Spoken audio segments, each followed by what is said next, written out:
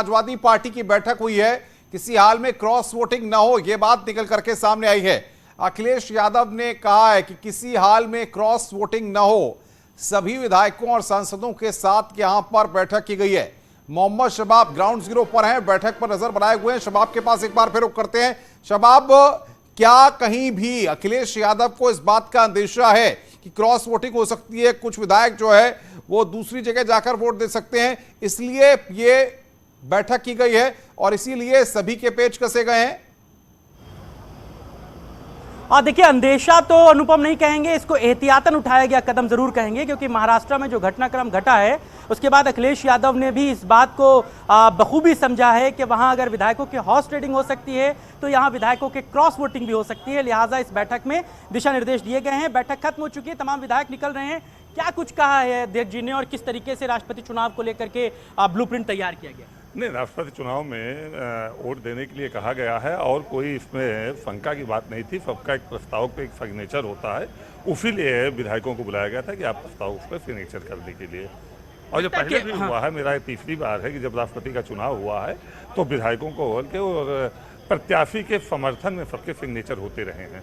लगता है कि महाराष्ट्र में जो घटनाक्रम घटा है, एक वहां उदाहरण पेश हुआ है, तो थोड़ा ये भी रहता है कि एहतियातन कदम उठा लिया जाए। वहां पर हॉर्स ट्रेडिंग हो सकती है, तो यहाँ कहीं क्रॉस वोटिंग ना हो जाए, इसलिए दिशा निर्देश दे दिया जाए, विधायकों से कह दिया जाए कि हमारे कैंडिडेट हैं, ध्यान रखिए, इन्हीं को वोट करना है। देखिए, ऐसा कभी नहीं हुआ है। समाजवादी पार्टी का ना तो कभी टूटन हुआ है, ना समाजवादी पार्टी के वोटर कभी बिखरे हैं।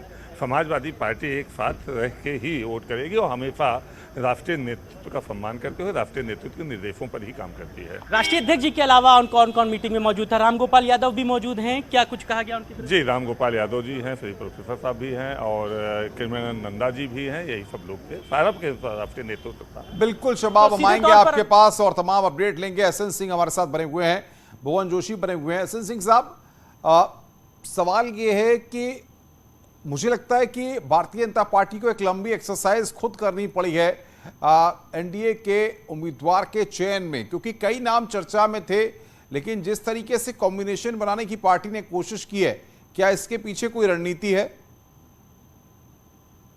अगर पूरी तैयारी से आप कहीं खेलने भी जाते हैं या आप परीक्षा देने जाते हैं और तैयारी आपकी पूरी रहती है, तो सवाल कैसे भी आते हैं वो हल हो जाते हैं।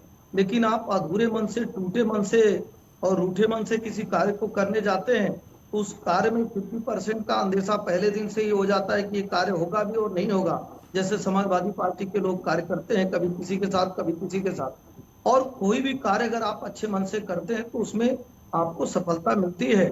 और आपको दिख रहा है कि भारतीय जनता पार्टी ने किस तरह से मंथन करके, किस तरह से विचार करके, जैसे एपीजे कलाम साहब को उस बार भी ऐसे ही था कि हमें कोई समर्थन करेगा या नहीं करेगा, लेकिन हमने जब कलाम साहब के नाम पे मोहर लगाई, एनडीए के ने जब कलाम साहब को अपना प्रत्याशी बनाया, तो आप देखे होंगे ढेर सारे ऐसे पार्टियां थी जिन्होंने अपने पार्टी लाइन से अलग जाकर कलाम साहब। बिल्कुल बिल्कुल, एसएन सिंह मैं आ रहा हूं आपके पास। मोहम्मद अमीन हमारे साथ है, पूर्व जॉइंट डायरेक्टर हैं सीआई के। अमीन साहब, जरा इस पूरे प्रोसेस को आप बड़े करीब से जानते हैं, समझते हैं। आज जिस तरीके से हम देख रहे हैं कि जब द्रौपदी मुर्मू अपना नॉमिनेशन फाइल करेंगी तो बीजेपी की तरफ से कहा जा रहा है कि 4 सेट दाखिल किए जाएंगे। जरा इस पूरे प्रोसेस को बताइए, जितने सेट दाखिल किए जाते हैं, फिर कितने प्रस्तावक, कितने अनुमोदक उसके लिए जरूरी होते हैं, और ये पूरा प्रोसेस कैसे होता है, ताकि आसान भाषा में हमारे दर्शक अपने घर में बैठकर ही इस बात को समझ सकें। ये एक्चुअली जो प्रस्ताव होता है, जो फॉर्म्स होते हैं, उस पर 50 मेंबर साइन करते हैं। 50 मेंबर तो साइन करते हैं और 50 मेंबर जो उसको सेकंड करते हैं, यानी इसको कहते हैं ये हम इस पे एग्री करते हैं। जहाँ तक सवाल हुआ कि फॉर्म को रिटर्निंग ऑफिसर जो बनाए जाते हैं इलेक्शन कमीशन की तरफ से, वो अब की बार बनाए गए सेक्रेटरी जनरल राज्यसभा। वो दिल्ली में ही नॉमिनेशन होगा, जो पार्लियामेंट के अंदर हमारे सेक्रेटरी जनरल राज्यसभा बैठे हुए हैं। वहाँ पर ये 4 फॉर्म इसलिए भरे जाते हैं कि कोई भी ऐसा ना हो कहीं कोई गलती हो किसी फॉर्म में तो रिजेक्ट हो जाए, इसलिए सेफ साइड पे इससे डबल भरे जाते हैं, जैसे 4 फॉर्म भरे जाते हैं।